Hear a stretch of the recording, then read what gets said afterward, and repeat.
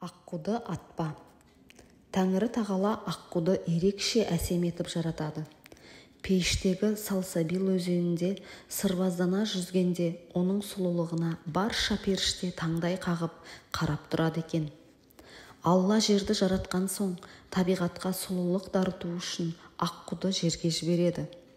Аққудың әсемдігін көрген асқар таулар балқып, оған еліктеуге тырысады екен. Қарағай қайыңдар оны көргенде мың бұрала билеп, әсем ағаштардың біріне айналыпты.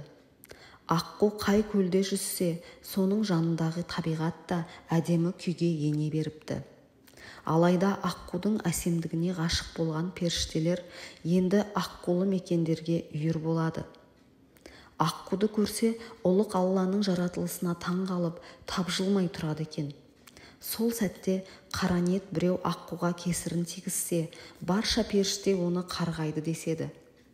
Ертеде Ақтангер деген аңшы өмір сүріпті. Ол жастайынан аң аулап күн көреді екен. Бір күні орманда келе жатып, бір көлге тап болады. Көл бетінде жалғыз ұшып жүрген аққуды көреді. Аққуды атпақшы болған Ақтангер мылтығын кезей бергенде, аққуды тамашалауға келген періштелер «Атпа!» деп айқайлайды. Аңшы кім айқайлағанын түсінбейді. Жан-жағына қараса ешкім жоқ.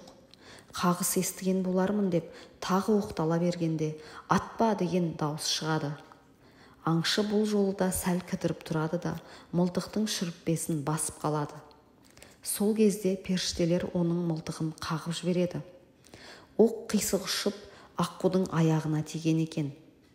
Аққу сұңқылдай ұшып, көзден ғайып болады. Содан бастап аңшының өмірі бақытсыздыққа тап болып, өмірден өкініп өткен екен. Көнекөз қариялардың айтуынша, Ақтангер періштелердің наласына ұшырапты. Қазақ арасында аққуды атпа деген тыйым осыдан қалыпты.